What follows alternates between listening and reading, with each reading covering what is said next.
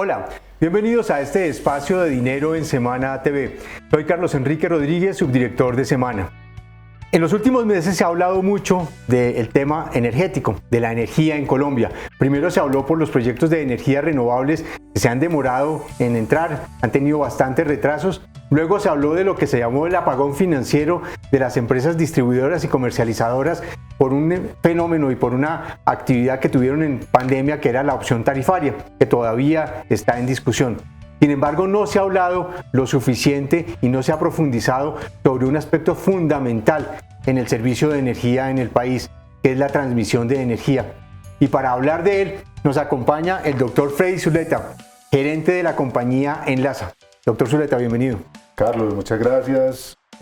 Un gusto enorme poder estar aquí y poderme dirigir a toda la audiencia de Dinero Semana.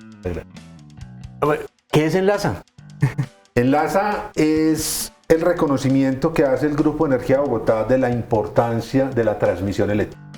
Dentro de la estrategia de crecimiento y generación de valor del Grupo Energía, se identificó claramente que el servicio de transmisión eléctrica era fundamental en el futuro de la transición energética de la que tanto se habla. Y en ese reconocimiento entendimos que debía dejar de ser un servicio que prestábamos al interior de una holding que tiene participación en muchos países y en muchos negocios, y que debería ser un servicio que tuviera atención especial, una junta directiva o todo un equipo enfocado en prestar ese servicio de la mejor manera. Y ahí Enlaza, hace un poco más de un año, pasó a ser una filial 100% del Grupo Energía Bogotá, pero enfocada en la transmisión eléctrica. Dentro de ese negocio de transmisión hay un proyecto que se llama Sogamoso y, digamos, ha tenido algunas discusiones desde el punto de vista ambiental. Cuéntenos, ¿qué es Sogamoso? Sogamoso es una línea de transmisión en 500 kV.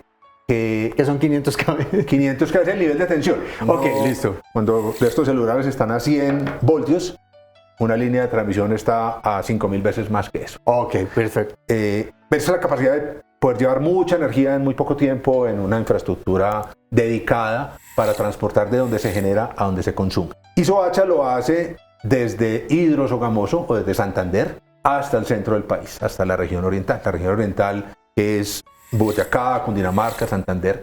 Es la región que tiene el 25% de la población, pero el 32% de la demanda del país. Entonces, traer energías desde otras fuentes, energías limpias, energías eficientes, al centro del país es una prioridad absoluta del sistema nacional.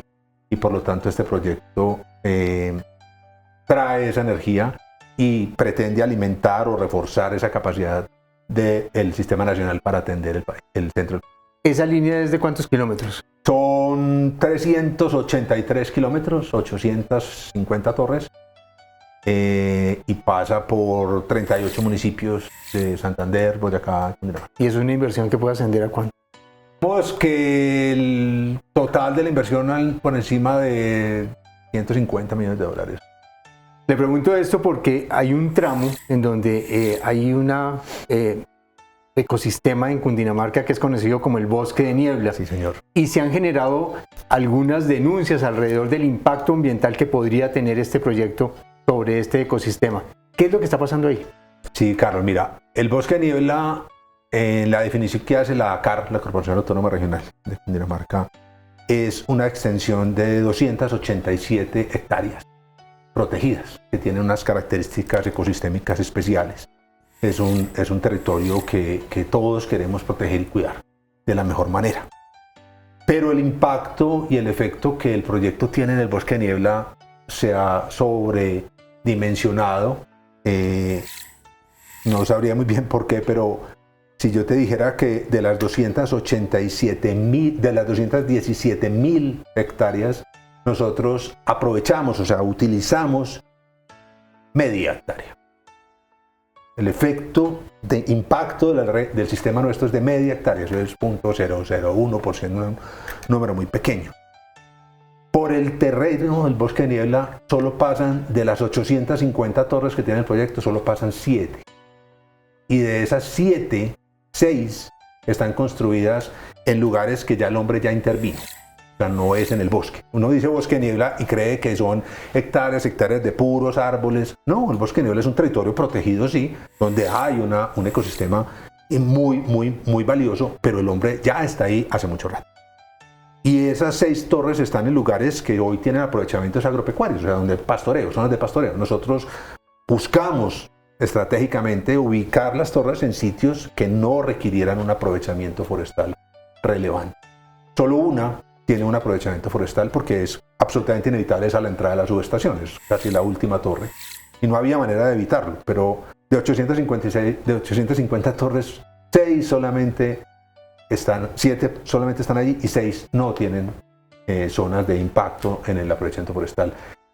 En todo el resto del trazado subimos incluso la altura de las torres para que las líneas pudieran pasar por encima de la altura de los árboles y no tener que hacer cortes ni siquiera de las puntas de los árboles de una tala superficial. Todo eso lo hicimos para que el impacto real del proyecto fuera absolutamente mínimo, controlado. Y fuera de eso, las licencias ambientales te exigen, y es adecuado por una norma colombiana, cualquier árbol que tú aproveches en ese espacio, es mínimo, pero cualquiera que hagas, lo tienes que compensar, o sea, volver a sembrar en otro lugar entre 6 y 10 veces. O sea, no solo es mínimo, sino que además lo compensamos varias veces, bastantes veces. Entonces el impacto realmente está sobredimensionado. Entendemos la importancia del bosque, nos comprometemos con él. Es más, cuando hacemos una línea entre torre y torre, hay lo que se llama una servidumbre, o sea, un espacio de 60 metros de ancho que nosotros pagamos el derecho de uso por ese espacio, y en ese espacio no se puede construir. En ese espacio no se pueden poner cultivos de flores, en ese espacio no puedes colocar una casa, no puedes generar ninguna otra cosa que afectaría mucho más el ambiente. Entonces la línea en sí mismo se vuelve un protector del ambiente, se vuelve un corredor en el cual no pueden haber ese tipo de construcciones. Al final, yo no quiero decir que no tenemos ningún impacto, cualquier actividad humana tiene un impacto, pero el impacto del proyecto Sogamoso sobre el bosque de niebla o sobre los ecosistemas a lo largo de los 400 kilómetros del proyecto es realmente mínimo y lo compensamos. Eso es un poco el mensaje que yo quisiera. ¿En qué estado está el proyecto hoy? Tenemos una licencia ambiental parcial. Podemos construir más o menos una tercera parte, casi poco menos de la mitad del proyecto está ya licenciado, o sea, tiene autorizaciones ambientales para ser construido. Y en ese proceso de construir vamos hacia el 25% más o menos de la construcción. Y le falta la otra parte. Nos falta el resto y nos falta terminar de tener las licencias ambientales de los ¿Qué es lo primero? Tramos. Sí, lo que pasa es que hay una situación especial, una digamos, actuación de un tribunal judicial decidió que había que proteger unos espacios y le ordenó a la ANLA otorgar la licencia ambiental de todo lo que no tuviera que ver con eso y cambiar la ubicación de una subestación que va en el corazón del proyecto, en el centro. Ese fallo obligó a rehacer todo el proceso de licenciamiento ambiental de esa subestación y obviamente de las líneas que llegan hasta ese punto. Que la alimentan. Pero la ANLA, en atención al fallo, otorgó la licencia ambiental del resto. Entonces estamos construyendo el resto y rehaciendo todo ese proceso de licenciamiento de ese pedazo que el tribunal estableció que tenía que repetirse y cambiarse de ubicación. En eso estamos. Por eso vamos haciendo lo que es posible hacer y avanzando en los procesos de trámite ambiental del resto. ¿Cuándo debió haber entrado el proyecto en funcionamiento? Ese es un proyecto que ya tiene unos 7 años de retraso. Con esas implicaciones de esos 7 años de retraso, ¿qué le puede pasar al sistema en general en Colombia? Y ahora sí pasemos un poco de lo particular, que este es un gran ejemplo para mirar la importancia de la transmisión de energía en el país. ¿Qué podría pasar? ¿A qué nos vemos abocados en el futuro? Ese es realmente, Carlos, el tema que más nos preocupa a nosotros. Porque en algunos momentos se ha hablado que si hay riesgos de apagón, etc. Y en el corto plazo, pues no hay un riesgo de apagón. Eso no es el tema. En el 26, 27 tal vez podemos empezar a tener una situación importante de un apagón. Un apagón es la consecuencia de que la demanda que el sistema tiene, y aquí aprovecho para hacer un poquitico de pedagogía de qué es lo que pasa con el sistema eléctrico, porque todos entendemos quién es la empresa que nos factura mensualmente el servicio, y eso es el distribuidor. Pero esa empresa está en el final de una cadena que permite que todo eso ocurra. En el otro extremo está el generador, aquel que hace una central hidroeléctrica, una planta de generación eólica o una granja solar y genera la energía. En el medio, alguien tiene que llevar esa energía desde donde se genera en cualquier lugar del país a donde se consume. Y el 32% de ese consumo está en el centro de Bogotá, en el centro en la Sabana, en el Santander y Boyacá, en el centro del país. Ese ejercicio de llevar la energía desde donde se genera hasta donde se consume lo hacemos nosotros y lo hace ISA. Somos las dos mayores. Hay otras compañías que hacen algo también, no es que no seamos los únicos, pero la gran mayoría lo transmitimos ISA y nosotros. Ese proceso es súper relevante porque es el que permite que uno pueda despachar la energía de la manera más eficiente todo el tiempo. Si ustedes se ponen a pensar, uno no consume energía de la misma manera todo el día en su casa. Tiene horas del día donde hay un pico, prendes la estufa, o tienes el calentador de agua, o tienes todas las luces de tu casa prendidas. Hay otros momentos en que todo está apagado y hay momentos de consumo medio. Eso se distribuye a lo largo del día de una manera especial. Y a lo largo del año también hay meses de más consumo, diciembre, en fin, temporadas más altas. Un sistema eléctrico tiene que estar diseñado para atender el día de más consumo a la hora de más consumo. Y el sistema tiene que ser capaz de responder a esa demanda. Cuando la demanda, el sistema no está bien manejado, lo que en Colombia hace muy bien, XM hace mucho rato, cuando el sistema no estuviese bien manejado y la demanda fuera muy mayor a la capacidad del sistema, si no hubiera forma de controlar eso, las sobrecargas, como cuando se disparan los breakers en las casas de las personas, apaga todo.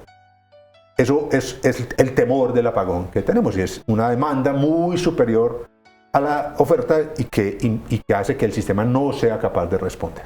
Es lo que está pasando un poco en la costa hoy. Hay momentos de regiones del país que tienen esa situación, pero un apagón nacional, para que ese no es el titular, no va a aparecer. Pero que sí está pasando hoy.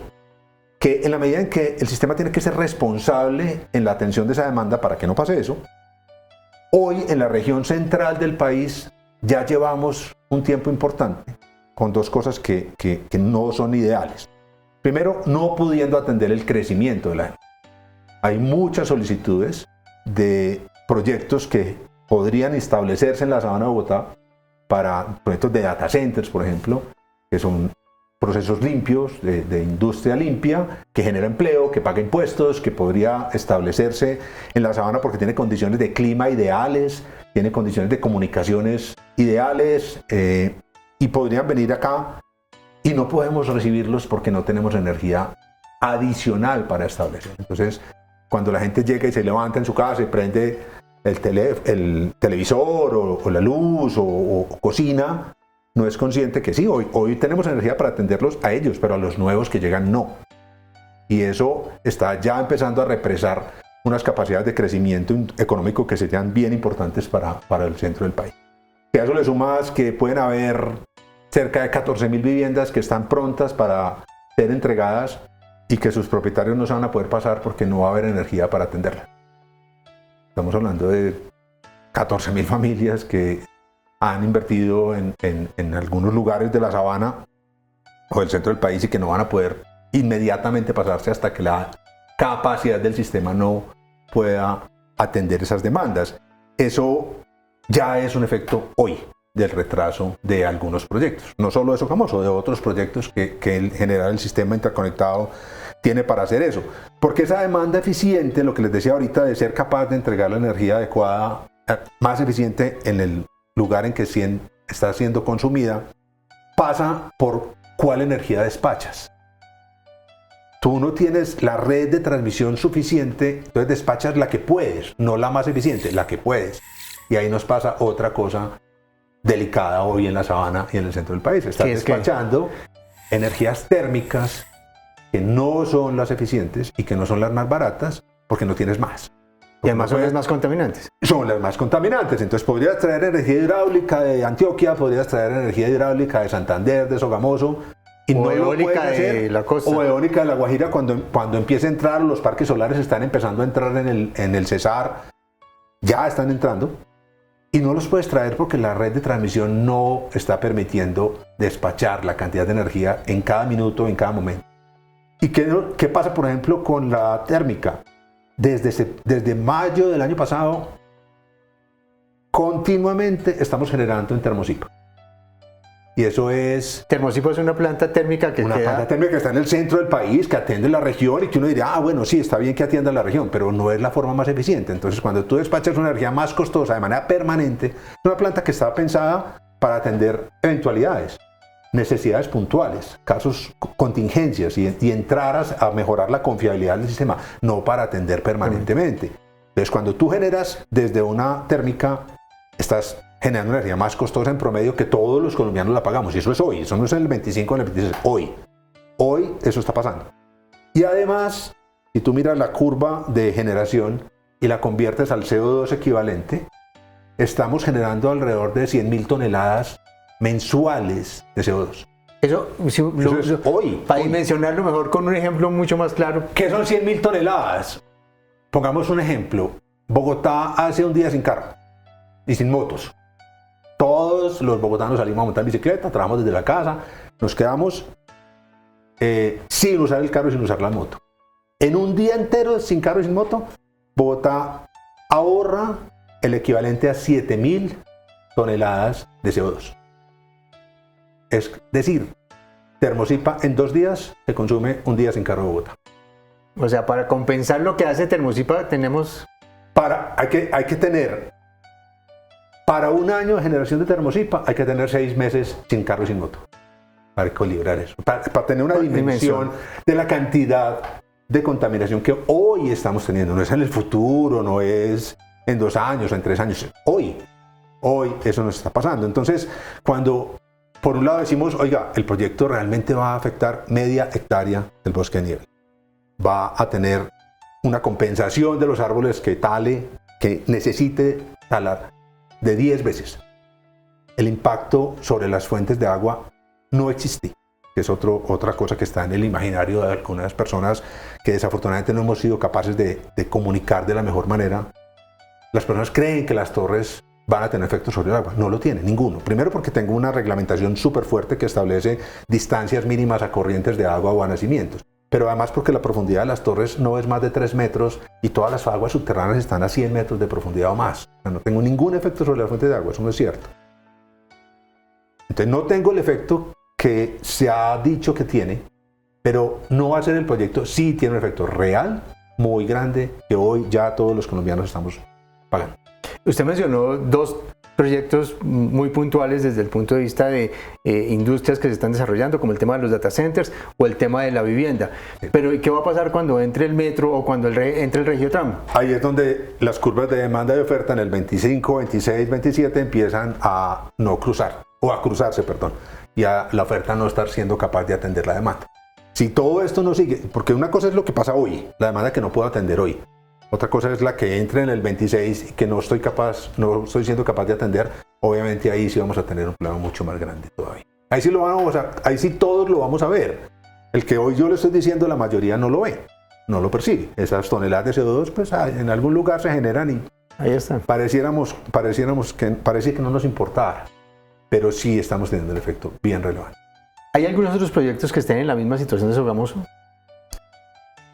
Exactamente en esta situación no, digamos que los proyectos de transmisión en Colombia en general están teniendo retrasos, pero son producto de circunstancias distintas. Los proyectos del Pacífico se han retrasado por otras circunstancias, Colectora en La Guajira ahora hablamos de también Colectora. Tiene un pequeño retraso que tiene otras consecuencias, pero las razones son completamente distintas. En el centro del país la problemática ha sido un poco más tal vez yo diría incapacidad nuestra de comunicar los reales efectos del proyecto y cómo se ha crecido enormemente esa cantidad de mitos de lo que el proyecto va a ser y que a su vez incluso tristemente desconoce las cosas que realmente sí están afectando el medio ambiente en la región y se disfrazan peleando contra unas torres que claramente se ven muy imponentes y se ven agresivas pero que no tienen un impacto ambiental importante. Y ahí no le prestamos atención a lo que sí tiene impacto ambiental. ¿Qué pasó con la línea que venía de Armenia, que también en algún momento tuvo alguna dificultad? Estuvo frenada, eso es ya otro tema, una persona específicamente que decía que esa torre tenía una afectación sobre una corriente hídrica, a pesar que se demostró que no, que estaba lejos, que no tenía nada que ver. Tuvo 4 años parada, pero finalmente en algún punto la justicia entendió que era lo correcto y permitió construirla, y ya la energizamos y está prestando un servicio, y la gente en la comunidad percibe claramente que las torres no tienen ningún efecto sobre lo que tienen. Es más, tenemos unos hoteles construidos al lado de las torres que hacen la torre parte de su paisaje y lo conviven con él de manera normal y tranquila. O sea, ya ese es un tema completamente superado. ¿Qué tanto se ha superado el tema de las consultas previas? Y si quiero llegar un poco como el tema de Colectora, Okay. con la experiencia que ustedes tuvieron en La Guajira, para poner un poco en contexto, Colectora es la línea que se está construyendo en La Guajira. Si hubo alguna cosa me corrige, por favor. Okay. Que se está construyendo en La Guajira para traer la energía, las energías renovables que están proyectadas allí, de tanto de proyectos eólicos como de proyectos solares. ¿Qué pasó y cómo fue esa experiencia de Colectora? La experiencia es espectacular. El tema es que hay una coyuntura de situaciones que hizo que el proyecto se retrasara, y creemos que se va a terminar retrasando entre 2 años y 3. Al lado de Sogamoso es mínimo. Y si consideras que ahí en la mitad hubo una pandemia que generó un espacio grande, al final el proyecto tiene un retraso, pero hoy marcha bastante bien. Completaría a la descripción que haces de Colectora con 2 cosas. En el mundo, bueno, en América, para que no hablemos del mundo sin elementos suficientes, pero en Estados Unidos, en Brasil, en Chile, en Argentina, las energías renovables no convencionales, solares y eólicas, se pueden hacer de manera más eficiente en lugares donde tradicionalmente no habían asentamientos urbanos importantes. En el caso de Chile, por ejemplo, en el Atacama, en el desierto de Atacama. En Colombia es La Guajira. En Brasil es todo el nordeste brasilero, que si bien sí hay población, no es la mayoría de la población. ¿Qué característica importante tiene? Que esas ubicaciones están lejos de los sitios de consumo más importantes y requieren sistemas de transmisión que los conecten. En el caso de Colectora, esta línea es la única que viene desde Uribia al centro del país. Hay formas en el sistema interconectado de llegar de muchos lugares de unos a otros, pero en este caso es el único camino. Entonces, por eso tiene tanta atención, y por eso se habla tanto de que los retrasos en Colectora afectan las entradas de los parques eólicos o de los proyectos de renovables no convencionales. Y por eso es tan visible. Pero si vas a mirar el detalle, Colectora realizó 235 consultas previas. Eso es un hecho sin precedentes en el sistema eléctrico colombiano. Es consultar 235 comunidades antes de tener licencia ambiental, contarles cuáles son los impactos que el proyecto va a tener y acordar con ellos las medidas de manejo de esos impactos y las medidas de compensación. Eso es todo un proceso de conversación que claramente ustedes entenderán la complejidad cuando estás hablando de culturas distintas, idiomas distintos y comunidades que por muchos años nunca vieron al Estado presente. Y tú llegas un día y les dices, yo voy a pasar por aquí con un proyecto que tiene estos impactos, y claramente dices, uy, llegó el Estado. ¿Qué podemos obtener de desatraso de todos esos años de abandono? Y eso hace el proceso complejo. Sin embargo, para mí fue un proceso muy exitoso. Es la consulta previa más grande que se ha hecho en el país, en el sistema eléctrico, con solo un dato que muestra esa relevancia. Son 470 kilómetros, 235 comunidades étnicas. Y en todo ese tramo, que es incluso mayor que el tramo de Colectora, no hay ni un solo tercer interviniente. Tercer interviniente es alguien que levanta la mano cuando estoy haciendo el proceso de licenciamiento. Dice, yo quiero participar, opinar acá porque yo no estoy de acuerdo con ese proyecto. No hay ni uno solo. O sea, realmente, cuando logramos, después de pandemia y después de resolver un montón de cosas de trámite, hablar con esas comunidades, contarles el proyecto y hablar con ellos sobre los impactos y las compensaciones, la relación es muy tranquila. ¿Qué tanto se ha endurecido el tema del licenciamiento ambiental? Se lo pregunto por el gobierno, que digamos es un gobierno progresista en donde el tema ambiental es uno de sus ejes y uno de sus más fuertes discursos.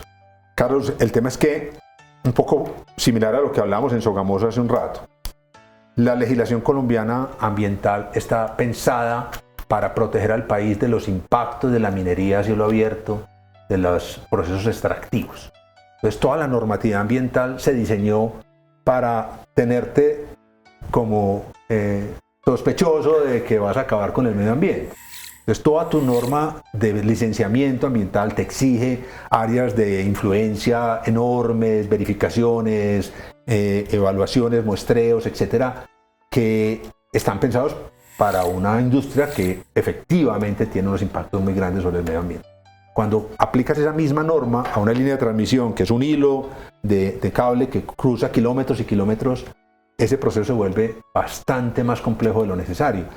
Y no considera, lo cual ya las legislaciones desarrolladas del mundo están evolucionando hacia allá. Estados Unidos, por ejemplo, tiene ya una modificación en su ley ambiental en la que dice, además de considerar el impacto ambiental de hacer este proyecto, voy a incluir la evaluación del impacto ambiental de no hacerlo. Entonces, wow, o sea, si yo no hago este proyecto, ¿qué le pasa al medio ambiente? Esa pregunta me lo voy a hacer al momento de otorgar la licencia. No solo cuál es el impacto que causas, y lo tienes que minimizar y compensar como explicamos ahora, sino también qué pasa si no lo haces. Y resulta que obviamente en la minería, si cielo abierto, alguien podrá decir, no pasa nada, pero en la transmisión eléctrica sí pasa mucho. Entonces, eso es el reconocimiento de que si quiero hacer una transición energética, tengo que darle cabida a proyectos que hacen viable la transición energética, como la transmisión. ¿En qué va la licencia ambiental de Colectora? Colectora tiene dos tramos, entre La Loma en el Cesar y Cuestecita abajo en La Guajira. Ese tramo ya tiene licencia de 300, casi 400 torres, ya llevamos una tercera parte construidas, estamos avanzando muy bien, esperamos ponerlo en servicio hacia mitad del año entrante, incluyendo la subestación que hay que terminar en Cuestecita. El otro tramo es el que tiene las 235, 220, porque en el tramo abajo hay 12. En el otro tramo ya radicamos la licencia ambiental, solo faltaba que Corpo Guajira nos otorgara los permisos de sustracción, que son las autorizaciones para utilizar algunas áreas de bosque. Ya lo hizo, ya radicamos ese permiso también en la ANLA y en este momento está en manos de la ANLA el otorgamiento de la licencia, lo cual esperamos en los tiempos que ANLA normalmente tiene por ley, que ocurra en marzo. ¿Ya? Ya, sí, al final del próximo mes deberíamos tenerlo y deberíamos poder empezar a construirlo en abril para entregarlo al país al final del año entrante. Esas son las buenas noticias. Las noticias regulares es que uno cuando mira los proyectos que están en La Guajira, ya algunos, un primo hermano suyo desistió en el caso de Enel, y hay algunos otros que han dicho que no ven viable porque unos entraron en la subasta y están cumpliendo unos compromisos con unas energías muy costosas, otros porque los equipos se encarecieron por temas de inflación global, otros por las tasas de interés y el dólar volátil. En fin, se ha visto un poco más compleja la construcción y un empresario del sector me decía, podemos llegar a un punto dramático y es que vamos a tener línea y no vamos a tener proyectos. ¿Es tan dramática la situación en La Guajira? Pero sería más dramático lo contrario. Mira, hace 20 años en este país alguien planeaba, yo me acuerdo que estaba en la universidad cuando me hablaban de los proyectos como Ituango y eran un sueño y un plan, y entre el momento en que quiero hacer el proyecto y el momento en que realmente pongo la primera máquina a funcionar podían pasar 20 años o más en un proyecto hidroeléctrico grande. Y en cambio las líneas se hacían muy rápido. La normativa ambiental en ese momento y la capacidad de las comunidades para opinar y las redes sociales y la conciencia ambiental era mucho menor. Entonces, claro, un transmisor en su momento decía, yo voy a hacer una línea de aquí allá y casi que paso por encima del que sea. Además, yo recuerdo, y sé que ustedes me van a decir, hay líneas de transmisión donde hay una brecha de 30 o 50 metros completamente arrasada, limpia, porque era más fácil pasar y podar todos los árboles y construir sus líneas y dejar ese camino para hacer mantenimiento. Ese es el sueño de los que hacen mantenimiento, pero eso ya no se hace. Hace mucho rato que no, hace mucho rato que yo entro, construyo las 4 paticas de la torre, entro todo con todo el cuidado casi quirúrgico, levanto mi torrecita y la atiendo con drones y todo lo demás queda sin tocarse. Pero ese proceso ambiental y todo ese proceso de acercamiento y de socialización que hoy para nosotros es completamente normal, completamente natural, no lo era hace 20 años. Entonces hoy, al punto al que quiero llegar es que una línea de transmisión se tarda mucho más que un proyecto hidroeléctrico o que un proyecto eléctrico. Hoy un proyecto de eólico se puede construir en un par de años. Los tiempos demorados son la fabricación de los equipos y el envío. Exacto, y que tienes que entrar en una línea de producción y por eso llevarse a veces las hélices y los autogeneradores para otro país es súper atractivo en el otro país porque te ahorras 2 años de producción, en fin. El cuello de botella está en la fabricación porque hay una demanda muy grande, pero la construcción es una cosa muy rápida. Entonces hoy, a la apuesta a la que yo creo que el Ministerio y la UNMED le están jugando es, sí, hemos tenido algunos problemas para algunos generadores, pero generemos la autopista. Es que la autopista es el cuello de botella. Pongamos la autopista a funcionar, disponibilicemos y vamos a ver que debería jalar la demanda de esos otros proyectos. En desarrollo del proyecto. Ojalá los que hoy todavía no han abandonado lo mantengan y lo hagan porque la línea va a estar en el 25, eso seguro. Y en ese momento muchas cosas se van a viabilizar. Ese es un poco el orden que cambió en la dinámica de expansión del sistema eléctrico en Colombia. Para terminar, doctor Zuleta, ¿cuál sería el mensaje que usted le mandaría al gobierno y a los usuarios de las líneas de transmisión, de la importancia que tienen hoy en la generación y de que no nos apaguemos en 2 o 3 años como nos apagamos a principios de los 90? Claro, yo voy a aprovechar esa pregunta para hablar específicamente del centro del país, no voy a hablar en general. Mi mensaje principal para todas estas personas con las que nos encontramos día a día en la construcción de ese proyecto en el centro del país. Arrastramos, digamos, una herencia de un proyecto que tiene muchos años intentando construirse, desde un momento en que las cosas se hacían distinto, como decía ahorita, el transmisor pensaba que simplemente pasaba derecho y punto, y nadie se podía oponer porque eso el país lo necesita y punto. Y nosotros como empresa cometimos en eso muchos errores en el camino. Y este es el momento de decirlo en público. No tengo inconveniente en reconocer que en tema predial, por ejemplo, pudimos no haber hecho las cosas de la manera más adecuada y abusamos quizás del mecanismo de imposición de servidumbres y no agotamos suficientemente los diálogos y las conversaciones sobre el valor. La metodología con la que se calculaba el valor de los predios que yo podía pagar y como servidor público, como responsable de recursos públicos tenía que acogerme a unas metodologías. Yo no puedo ir repartiendo dinero en bolsas porque estos son recursos públicos. Entonces esa metodología también cambió. Hoy tenemos la posibilidad de hacer unos reconocimientos económicos mucho mejores por los predios. El tema predial es en la esencia, la base de las dificultades que hemos tenido. Y ahí cometimos errores que hemos venido corrigiendo, hemos recompuesto todo nuestro equipo, estamos invitando a la gente a la que en su momento le hicimos ese proceso que yo sé que es muy fuerte de imposición de servidumbre, pero que está en la ley, pero que no debería ser el primer mecanismo. Venga, hablemos otra vez del valor de la indemnización de su predio. Levantamos esa imposición legal ante un juzgado y conversemos y busquemos llegar a acuerdos, trabajemos en esto, porque ese es el origen de que en ese proceso en las que las personas se sienten agredidas, se sienten invadidas en su propiedad, pues empiezan a surgir todos esos mitos y todas estas cosas de que es que acabamos que el agua, que las vacas van a dar leche verde, que vamos a acabar con los hábitats del tigrillo y otras cosas, cuando los reales enemigos de esos hábitats no somos nosotros. Son los que arriendan fincas para sembrar papas, son los que van el fin de semana porque ya no tienen cómo sostener su perro en su casa, van en su carrito hasta allá, se despiden del perrito, lo dejan en la carretera y se van y abandonan los perros en los municipios, en Tabio, en Gachancipá, en los municipios de todas estas zonas de influencia de nuestro proyecto, y esos perros se vuelven ferales, se vuelven bandas que arrasan a las especies y que son el enemigo principal del tigrillo lanudo, que fue un tema que saltó hace un tiempo. Son esos perros, no nosotros. Podríamos más bien trabajar juntos en otras cosas de proteger la especie y no asignar responsabilidades que nos corresponden. Pero todo eso es el efecto de una historia donde seguramente cometimos muchos errores que estamos dispuestos a corregir. Y que deberíamos concentrarnos en los efectos reales, acotados, pero reales del proyecto, y no hacer caso omiso de los impactos que está teniendo este retraso. Es lo que a nosotros más nos preocupa. Nos parece que no estamos mirando lo que significa no hacer este proyecto a tiempo, lo que significa retrasarlo más y más y más y más.